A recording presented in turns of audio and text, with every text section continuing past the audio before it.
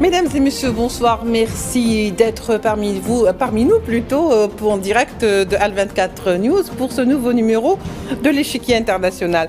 De plus en plus, l'on parle donc dans la sphère des puissants de ce monde du Conseil de paix de Trump, une sorte de club privé consacré à ceux qui payent et à ceux qui apportent une contribution financière équivalent à $1 milliard, une sorte de blanc-seing, bien sûr, garantissant leur appartenance à ce Conseil de la paix où le dernier mot reviendra toutefois à Donald Trump. Qu'est-ce qui signifie cette organisation et surtout à quoi veut en venir Donald Trump, le président américain, par la création de ce Conseil?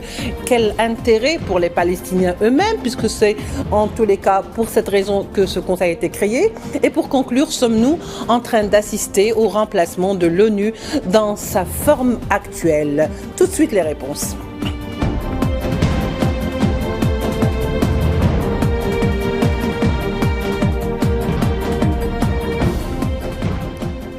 Pour en parler ce soir, nous accueillons avec beaucoup de plaisir Taoufir Tahani, président d'honneur de l'association France-Palestine Solidarité. Monsieur Taoufir Tahani, bonsoir, merci d'avoir accepté notre invitation. Monsieur Taoufir Tahani? Monsieur Taoufir Tahani, bonsoir. Je ne sais pas si... Oui. Très bien.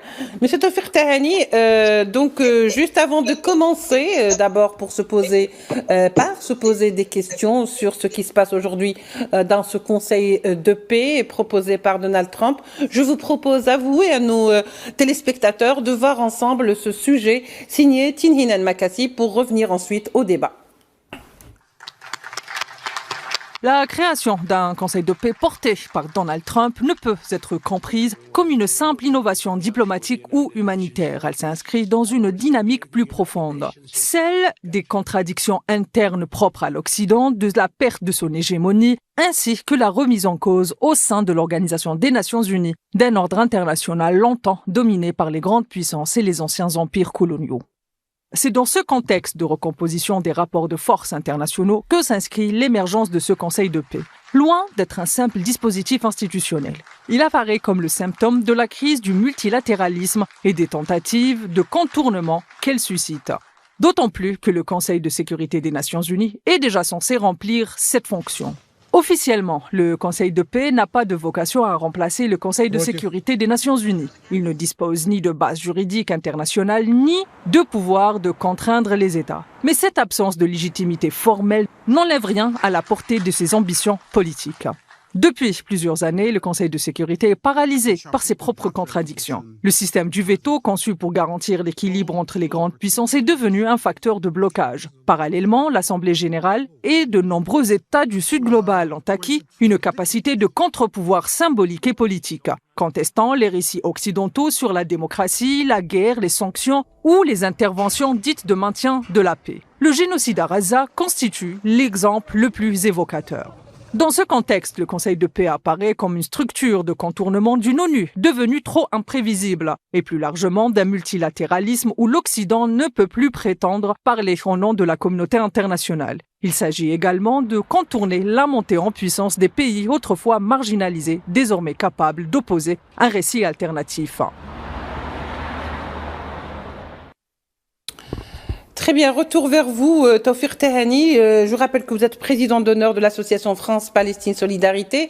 Taoufir Tahani, d'abord pour commencer, que peut-on dire de ce Conseil de paix tel qu'il est conçu par Trump d'abord? Bon, écoutez, le Conseil de paix, il a déjà un but premier, c'est venir au secours d'Israël, de la politique israélienne, et surtout après ces 2 années de génocide à Gaza. Parce que faisons un petit peu le bilan même si on peut critiquer l'ONU avec ses lenteurs, etc., mais il y avait quand même tout récemment, par exemple, un vote de l'Assemblée générale des Nations Unies qui renouvelle sa conférence dans l'UNRWA, l'Office des réfugiés pour les réfugiés palestiniens, donc, dont le siège vient d'être détruit il y a 2-3 jours par Israël. Il y a un comité des droits de l'homme des Nations Unies qui a dit que l'acte israélien à Gaza, sur 4 points sur 5, il confirme la question du génocide pratiqué par Israël.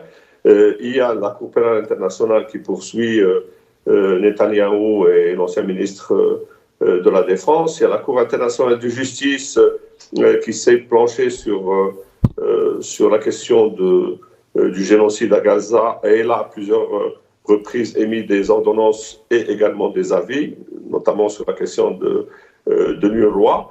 Donc les taux se resserraient autour d'Israël. Donc il fallait inventer autre chose pour parler de cette autre chose et oublier le droit international, oublier tout ce que représente l'ONU, le Conseil de sécurité, les instances, les différentes agences de l'ONU, et ainsi de suite. Donc ce Conseil de la paix, il vient pour justement apporter de l'aide à Israël, qui est complètement isolé sur le plan international. Mais ça provoque également des dissensions, même au sein de cet Occident qui veut donner des leçons de l'égalité internationale, de droits de l'homme. Là, on voit qu'il y a des divisions quand même. Les pays européens, ils n'ont pas suivi Trump sur cette question folklorique de Conseil de la paix.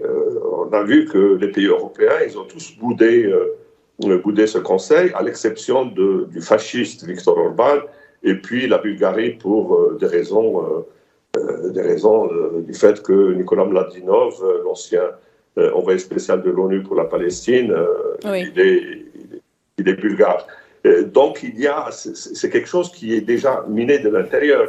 Le plan de paix, ce qu'on appelle le plan de paix, il s'appuie sur ce conseil, le Conseil de la paix, mais il s'appuie également sur 3 autres structures. Donc une qui est palestinienne, la seule d'ailleurs qui est palestinienne, c'est le Comité national d'administration de Gaza. Donc celle-ci ne pose pas problème apparemment aux partis palestiniens, ni le Fatah, ni le Hamas, ni les autres mouvements palestiniens. Ils trouvent que bon, voilà, c'est un bon compromis. Mais ce comité national n'est pas indépendant parce qu'il est supervisé par le Conseil de la paix, qui lui-même il dicte des ordres à 2 comités exécutifs, dont un où il y a tous les amis de Trump, mais toute l'extrême droite états-unienne, de Jared Kushner, Witkoff, Rubio, etc. Et puis une coalition internationale armée, allemande, donc on n'a pas encore vu les pays qui vont la composer, pour désarmer les Palestiniens. Et le contour, il est flou. C'est pour ça que c'est extrêmement dangereux. Oui. Ce qui est, quand on voit un peu ce plan et puis ce qu'ils disent, c'est que vous allez voir, on va construire Gaza, ça va être flambant neuf. Il a même aujourd'hui à Davos, Trump, il a montré des photos, il va dire voilà à quoi va ressembler Gaza, c'est quelque chose de magnifique, de grands immeubles avec des baies vitrées, des balcons, etc. Mais quand on lit bien ce qu'il y a dedans, c'est que aucune étape ne serait réalisée sans l'approbation d'Israël. Or, Israël, on sait, de toute façon, on connaît son but. Le but, c'est un nettoyage ethnique à Gaza et puis donc se débarrasser complètement des Palestiniens. C'est ça le but d'Israël et c'est ça le but d'une bonne partie de l'administration américaine. Très bien, oui. Très bien, Monsieur Tahani. Justement, le but, c'est celui-là, puisque de toute façon, le génocide se poursuit, en dépit de ce qu'on pourrait appeler le cessez-le-feu, qui finalement n'a jamais été respecté depuis qu'il a été décrété jusqu'au jour où l'on se parle, Monsieur Tahani.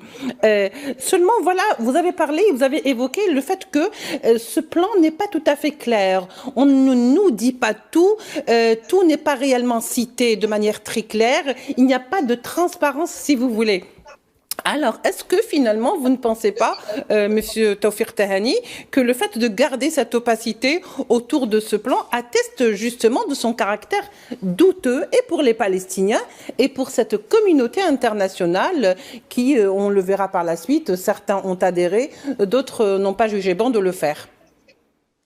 Non, c'est ce que je disais tout à l'heure. De toute façon, c'est tout ce plan tel qu'il a été conçu au début, mais avec tous ces organismes, 4 organismes qui ont été constitués, c'est vraiment une usine à gaz. c'est-à-dire pour résoudre le problème de Gaza, il suffit d'abord de demander aux Israéliens de quitter le territoire et puis permettre aux journalistes d'accéder pour vérifier ce qui a été fait et puis essayer de sourcer tous les crimes qui ont été commis par Israël, mais également laisser le Conseil des droits de l'homme des Nations Unies ou le Comité des droits de l'homme des Nations Unies qui veut rentrer à Gaza pour enquêter sur les crimes israéliens. Justement, ce plan de paix de Trump, comme je disais, c'est une usine à gaz, c'est pour épargner à Israël tout ce que le droit international exige de ce pays. Donc, ils peuvent toujours dire que voilà, Gaza, ça va être quelque chose de magnifique, et vous allez voir, on va commencer à construire dès que le Hamas serait désarmé. Mais qui va attester que le Hamas a été désarmé ou pas? Puisque un seul homme peut le décréter, c'est Netanyahou. Parce que Netanyahou, c'est lui qui dicte un petit peu à Trump la situation à Gaza ou dans les territoires palestiniens. Donc on comprend parfaitement que à chaque fois, chaque étape, ils vont dire oui, mais les Palestiniens n'ont pas rempli leurs obligations. Vous avez parlé de la question du cessez-le-feu qui n'a jamais été respecté. Pourquoi? Parce que les Israéliens disent que les Palestiniens ne le respectent pas, ils s'approchent de la ligne jaune. De la ligne jaune qui est repoussée à chaque fois, oui. Ce qui est complètement faux. D'ailleurs, c'est les Israéliens qui bougent la ligne jaune à chaque fois, et à chaque fois, ils grignotent encore un peu plus du très peu de territoire qui est laissé aux Palestiniens, qui est d'ailleurs tout le temps survolé par des drones, par de l'aviation israélienne qui les bombarde, mais également bombardé par la marine, par les chars israéliens qui ont au Gaza, qui est un territoire extrêmement petit. De toute façon, il n'y a rien qui peut être épargné ou caché par... Il n'y a plus rien à cacher, il n'y a même pas d'endroit où se cacher. Oui. Absolument. De toute façon, 80% des bâtiments ont été détruits. 80%. Oui. Toutes les écoles, les universités, il n'y a plus rien à Gaza. C'est 800 000 personnes qui vivent sous les tentes. Ça, c'est les chiffres de l'ONU et des ONG. Or, le danger, il réside également dans le fait que, comme je disais, cette usine à gaz nous éloigne un petit peu de cette réalité et de la poursuite de ce génocide israélien.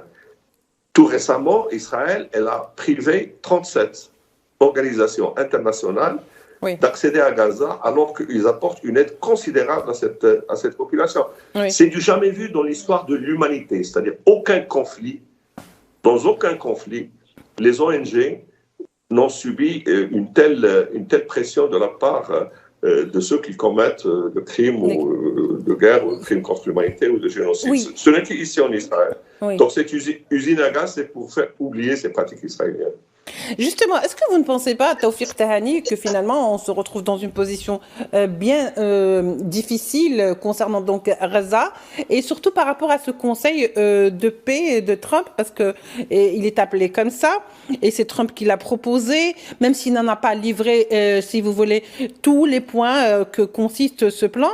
Est-ce que finalement on n'est pas en train de, si vous voulez, donner un blanc-seing plutôt à l'entité sioniste, justement, qui devait être jugé, peut-être pourquoi pas sur le long terme, et d'enlever cette affaire de ce qu'on appellerait d'entre les mains de l'ONU ou des instances de juridiction qui pourraient peut-être poursuivre éventuellement dans le futur l'entité sioniste pour des crimes contre l'humanité, et que ce conseil de paix sera l'alternative, parce qu'on voit de plus en plus qu'il s'agit réellement d'un petit conseil ou d'un petit ONU ou d'un ONU privé. Quelque part, c'est un petit peu ça.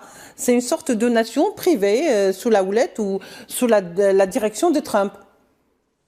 Oui, non, mais de toute façon, comme ce qu'on disait tout à l'heure, le but, c'est justement marginaliser l'ONU et donner toute la possibilité que Israël demande pour continuer à bénéficier d'une totale impunité tout en continuant son génocide. Mais ce qui est important à souligner, le fait que les pays européens, notamment les plus importants, la France, le Royaume-Uni, l'Allemagne, etc., l'Italie, n'ont pas rejoint ce Conseil de la paix. Parce que, bon, ils trouvent que Trump, il est allé trop loin dans ces... Oui. Israël également continue ce génocide. Et ça, c'est extrêmement important. Mais également, aucun pays du Sud global, mais ni la Chine, ni la Russie qui ont été conviés, n'ont rejoint. Donc, Trump, je pense qu'il rêvait quand même de quelque chose de plus grand, plus important. Bon, après, il est allé chercher des gens qui ne représentent pas grand-chose pour remplir ce Conseil de la paix. D'une part, et d'autre part, la Cour pénale internationale, elle continue ses investigations, elle continue son travail, et ils n'ont pas abandonné les poursuites contre Netanyahou. La Cour internationale de justice, elle continue son travail sur la question de la documentation du génocide. Le Conseil des droits de l'homme des Nations Unies, il continue son travail, et d'ailleurs, le comité et son nouveau président, la première des choses qu'il a fait, c'est qu'il a demandé au Conseil de la paix, il a dit, puisque vous voulez la paix, il faut déjà permettre à notre comité d'accéder à Gaza pour enquêter sur les crimes israéliens. Donc, si vous voulez, je ne pense pas que vraiment Trump, il est arrivé à réaliser ses objectifs. Non, la question de l'impunité d'Israël, elle est toujours posée par les ONG, mais par plusieurs États également, par les instances internationales, par les agences de l'ONU, par l'ONU elle-même. Donc, voilà, c'est un combat à mener. Non, il ne faut pas marginaliser, il ne faut pas soutenir ce Conseil d'État, il faut le boycotter, il faut soutenir tous les pays qui ne veulent pas y adhérer. Oui. Je n'ai aucune sympathie pour certains dirigeants occidentaux, mais je salue quand même le refus de la France et de la Grande-Bretagne. Par exemple, oui. Oui. C'est bien, c'est très bien, c'est bien qu'ils aient résisté malgré les menaces extrêmement forte puissance de Trump. Voilà, c'est ça en fait, c'est ça la question. Est-ce que finalement Trump a distribué les invitations? Certains pays ont accepté, d'autres disent qu'ils sont en train d'étudier cette invitation. Donc il faut cotiser, c'est une sorte de club privé quelque part. C'est carrément une sorte de club privé où on y entre en cotisant, en mettant une somme d'argent contre protection. Et en plus, tous ces membres qui ont cotisé, donc l'équivalent d'1 milliard de dollars, peuvent se prononcer sur certaines questions, mais le dernier mot reviendra à Donald Trump. Donc je cite à peu près ce que dit, selon les droits et ce que stipule justement ce Conseil de paix. Finalement, est-ce qu'on n'est pas devant un dilemme? C'est-à-dire que lorsque vous recevez une invitation, vous devez absolument, ou d'une manière ou d'une autre, l'accepter, que vous ne pouvez pas la refuser, sinon vous vous excluez si vous voulez, de cette communauté internationale. Finalement, on est dans un réel club privé et fermé qui va commander le monde. Est-ce que c'est pas ce gouvernement mondial dont on nous a tellement parlé, et pour ne pas faire donc dans ce qu'on appellerait les conspirationnistes? De toutes les façons, la formation déjà de ce Conseil de paix, c'est quand même très douteux. On ne demande pas à des États qui veulent s'investir dans la paix de payer d'abord 1 milliard de dollars pour faire leurs propositions ou participer à un conseil. Donc tout ceci, dès le départ déjà, le fait que ça soit payant, ça se voit que c'est une forte usurpation. Mais d'un autre côté, on parle de reconstruction de Gaza. Mais ça a été donné à qui, en fait, cette question de reconstruction de Gaza? C'est à Jared Kushner, c'est à Witkoff, c'est les grands manias de l'immobilier états-unien qui vont récupérer, in fine, cet argent. Et d'ailleurs, même Trump, là, il l'a dit aujourd'hui, il a dit que ça y est, nous avons déjà un plan qui a été réalisé par un architecte, un urbaniste israélien qui s'appelle, j'ai oublié son nom, et qui a été transmis au Comité national palestinien pour l'administration de Gaza. Donc ça veut dire que tout ce qui va être fait, ceux qui vont construire s'il y a construction, tous ceux qui vont garder l'argent, mettre la main basse sur tout ce qui va rentrer à Gaza, c'est Israël, les États-Unis, et puis le gendre de Trump, et puis ses amis, et puis donc lui aussi, il aura sa part. Un comité qu'on appelle comité de la paix, même si j'ai entendu tout à l'heure Trump à la télé au sommet de Davos, il dit merci beaucoup de m'avoir confié cette responsabilité de présider le Conseil de la paix. Mais personne ne lui a confié cette responsabilité. Absolument. Il s'est auto-désigné. Il s'est autoproclamé. Il s'est autodésigné, mais en disant d'ailleurs, je suis le seul qui peut révoquer des pays ou bien accepter des pays ou lancer une invitation. Je suis le seul ayant un droit de veto, c'est-à-dire les autres, ils peuvent à la limite proposer. S'il leur dit non, vous retirerez votre proposition, ils retirent leur proposition. Et nous savons tous que de toutes les façons, ceux qui ont accepté d'y être, ils ont été un petit peu obligés, parce que de toute façon, c'est un peu gros, sauf ceux qui sont vraiment extrêmement proches de lui, mais qui n'ont strictement rien à faire au Moyen-Orient. Ils n'ont aucune politique moyen-orientale. Je cite par exemple Viktor Orban ou bien Javier Milei ou bien le dirigeant de la Biélorussie, etc. C'est-à-dire que c'est des gens qui n'ont aucune connexion avec le Moyen-Orient, avec la question palestinienne. Qui ne connaissent pas grand-chose. Israélo-palestinienne. Donc ceci, c'est un vrai cirque. Et d'ailleurs, les Israéliens, ils l'ont bien compris. Même si Netanyahou, il l'avait critiqué un petit peu au début, mais il a rejoint ce conseil. Pourquoi? Parce qu'il sait parfaitement, il mise parfaitement sur le fait que ça va échouer et donc reprendre la main et continuer les bombardements intensifs, parce que bombardements qui n'ont jamais cessé. Hein. Hier, il y avait 11 morts, dont 3 journalistes. Aujourd'hui, on parle de 4 morts. Sans parler des bébés qui meurent de froid. Continue, le grignotage des territoires qui continue, la destruction de l'infrastructure, etc., etc. Donc, c'est une guerre. Oui, tout à fait. Le Conseil de la paix pour organiser la guerre contre les Palestiniens. Justement, Taoufik Tahani, comment vous voyez les choses devant cette conjoncture d'événements qui, donc, finalement, c'est le président américain qui fait un petit peu l'actualité avec ses déclarations sur tel endroit, sur le Groenland, sur le Moyen-Orient, sur le Conseil de paix. D'ailleurs, à ce propos, il a dit, je le cite, « J'ai mis fin aux guerres, au pluriel, à la place des Nations Unies ». Est-ce que ça résume un petit peu l'esprit dans lequel aujourd'hui se retrouve la communauté internationale face à Trump ou Trump face à cette communauté internationale? Est-ce que nous acheminons réellement, même si ça paraît peut-être incroyable aujourd'hui, demain ça deviendra une vérité, vers la suppression, vers la disparition de l'ONU? Bien sûr, au profit de ce Conseil de paix. Le problème, c'est que Trump, il dit des choses, c'est-à-dire on peut voir tous un tableau qui est noir, et lui, il dit il est blanc, et il peut jurer qu'il est blanc, et puis peu de gens osent le contredire. Quand il dit que j'ai mis, quand il dit que j'ai mis fin à plusieurs conflits, mais il faut citer un seul conflit auquel il a mis fin, mais il n'y en a aucun. Il a réuni des fois certains belligérants, mais après la fin des hostilités, où il n'y avait plus de guerre. Et là, il s'est approprié ce calme qui est revenu sur certaines frontières entre certains pays. La seule implication qu'il a eue à Gaza, c'est pour sauver un petit peu le soldat Netanyahou, mais tout en lui disant tu peux continuer, d'ailleurs tu peux rester à Gaza, tu peux continuer à tuer, mais tu le fais d'une façon un peu moins puissante, comme ça a été fait. Moins voyante, plus discrète. Il n'a mis fin à aucun conflit, au contraire.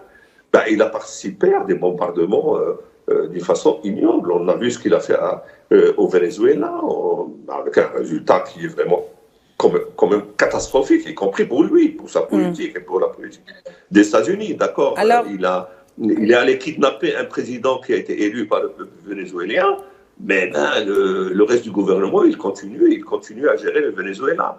Il a bombardé l'Iran en faveur d'Israël, et après il a juré, il a mis fin à cette guerre quand il a vu que même Israël elle se faisait bombarder par les missiles iraniens qui ont détruit une bonne partie de Tel Aviv. Oui. Donc non, il n'a fait que des guerres, c'est-à-dire il a fait beaucoup plus de guerres que ses prédécesseurs en très peu de temps. Merci beaucoup, M. Taoufik. Merci Tawfiq Tahani. D'ailleurs, certains observateurs qualifient le plan ou le conseil de paix de Trump d'arnaque. Voilà, ceci pour conclure. Je remercie beaucoup M. Tahani Tawfiq, président d'honneur de l'association France-Palestine Solidarité. Vous étiez avec nous donc en direct. Merci à vous également de nous avoir suivis. On se retrouvera demain pour un nouveau numéro de l'Échiquier International. Au revoir.